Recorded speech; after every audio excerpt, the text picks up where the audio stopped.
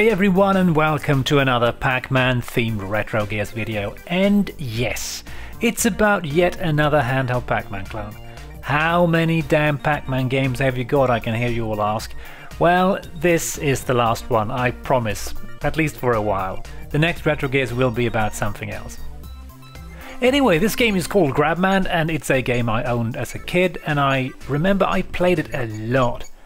That is until I got a bit frustrated with it and completely murdered the LCD display. And as I try the game today, the reason behind my crime is coming back to me. But more about that soon. So the unit you see here is actually not the one I had as a wee lad, but one I recently bought for far too much money on eBay. So, the game is yet another Pac-Man clone from the early 80s. If you threw a rock in a random direction back then, the odds of you hitting a Pac-Man clone was actually far greater than hitting a person with a bad haircut, which says a lot about the popularity of Pac-Man back then, but unfortunately doesn't explain the bad 80s haircuts. The game uses two LR43 or G12 batteries, which according to the manual will give you a whopping 1300 hours of gameplay. I wish today's smartphones would get anywhere near that battery life. The unit looks fairly bland, lots of plastic and not so much game, if you know what I mean. The LCD display is an FEM display, whatever that means, and it's pretty small and also in landscape mode as opposed to the arcade version of Pac-Man. The visuals are also pretty bland and a bit dull, to be honest. You got your standard maze filled with beans. Yes, that is what the manual calls them, beans. I hope it's not baked beans. There's also two power beans, God help us, two tunnels, a ghost nest, and even an apple you can eat for extra points. So a moderately accurate Pac-Man clone. On paper at least. However, the gameplay is pretty frustrating. It's fairly slow and the controls feel sluggish. I have opened the unit and cleaned the buttons, so it shouldn't really be a technical problem. Another source of frustration is how the horizontal movement distance of the ghost and the player is greater than the vertical. Kinda hard to explain, but it makes it somewhat tricky to judge when a ghost will catch up with you or not, until you get used to it. An odd thing about the game, which also adds to the frustration and difficulty, is that you can only eat beans when going right to left. I suppose it makes sense since PacMan is always facing left, but come on. The ghost also loves to use the tunnels at the sides, which makes your survival a bit tricky, especially so when you have 3 ghosts around. You have 3 PacMan when you start the game and you can get extra lives up to a maximum of 4. I have managed to get to level 11 and achieve a score of 13,545 points on the amateur difficulty. There is no noticeable increase of speed as you clear levels, and apparently the game will end if you get a score higher than 999,999 points. That will probably take you a while, and most likely our planet will have been destroyed by some cataclysmic event long before that happens.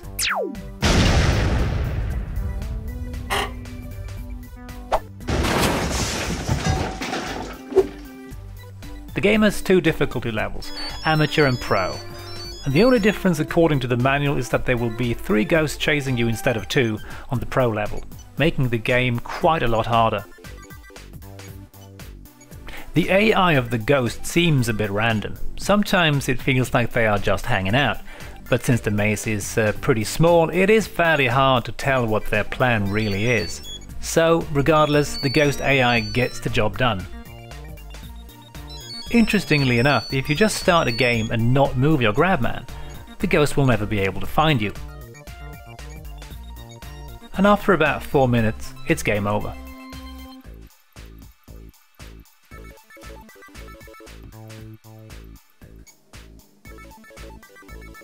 The game has also got a halt button that allows you to pause it.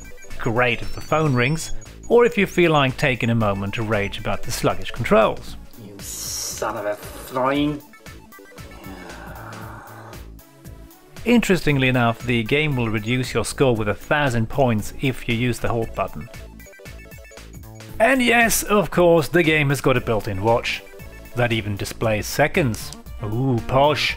But oddly enough, no alarm and no stand. Here's the obligatory look at the manual. It does an honest attempt at using the English language, but not quite succeeding of course. It's filled with spelling and grammatical errors. But since Google Translate thankfully wasn't invented back when it was written, it's not as bad as it could be, like for instance Pop Station bad. When researching this handheld I started looking for information on who made it. There is a Technico logo on the box and on the handheld itself, but this is more likely the regional distributor, in this case I think for the Nordic region. Other distributors I found are InnoHit in Italy, Texit in the UK, and Big Toys in France, and I'm sure there are others as well. Other than that, I can't find any other company names anywhere on the box, in the manual or on the handheld itself. I even opened it up and checked the circuit board, finding no further information, except the code GM16, where GM stands for Grabman and 16 would suggest that this is the 16th game released by whoever made this.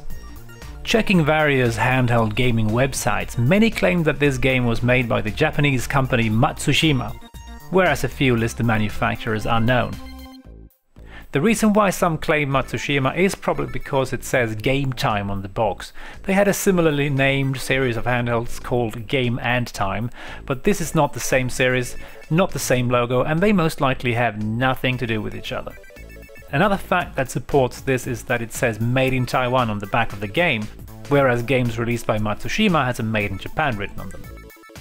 According to Luca Antignano, programmer of several handheld game simulators, there are more games in the same series as Grabman, like Bullfight,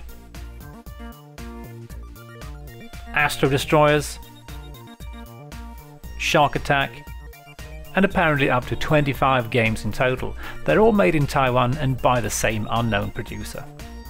Now, according to a review in an old issue of the American magazine Electronic Games, issue 16 to be a bit more specific, Bullfight and Astro Destroyers are made by a company called Psycho.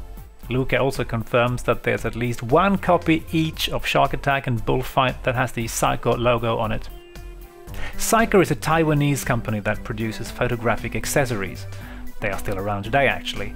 And they also released some calculators and handheld games in the 80s, so it is possible that they are the producer of Grabman, or maybe they were just the American distributor. It's really hard to say. And yes, I spent far too much time researching this. I've also been unable to find any information about when this game was first released. As I remember it, I got it sometimes in the early 80s, like 82 or 83 or maybe even 81, I'm not really sure. Interestingly enough, Tommy, or Tomy as I think you pronounce it, released their Pac-Man, also known as PacMan, in 1982, which looks very similar compared to Grabman. Apparently the gameplay is also very similar, with some minor exceptions. I have no idea how these two games are connected, if Grabman is a legally released clone or if it's just a rip-off where whoever made it stole bits and pieces from the Tomy game. Maybe it was the same designer that switched companies, who knows? And interestingly enough, there's also a calculator version of Grabman to add to the confusion.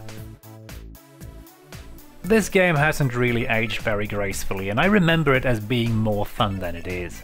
Certainly more nostalgic than fun to play today, as is the case with many of these old games of course. But to be honest, I don't think I enjoyed it as much as a kid either. I probably just played it out of just being stubborn, because the game kept frustrating me as I remember it. And also because it was one of my first handheld games. Later I got PacMan, which is a much better Pac-Man clone and is actually quite fun to play even today. You can check out my video about it if you'd like, in a previous Retrogears video. Grabman doesn't seem to be that common on eBay, but not particularly sought after either, so you can probably pick it up pretty easily with some patience. I paid about €20 for mine, which is probably a bit overpriced, but I wanted one for this video. And before we end the video, I would like to send out a big thank you to Luca Antignano, I hope I pronounced your name correctly, for helping me out with a lot of information about the game. Don't forget to check out his website, link is in the description, where you can actually download handheld game simulators and play them on your PC. And Grabman is actually one of them, so if you want to try it out, give it a shot. And also thank you to Stevo at Vintage Games for providing a nice high resolution picture of the LCD display of Tomy Pac-Man. Thanks man. And guys, thanks for watching, hope you enjoy the video, see you on the next one.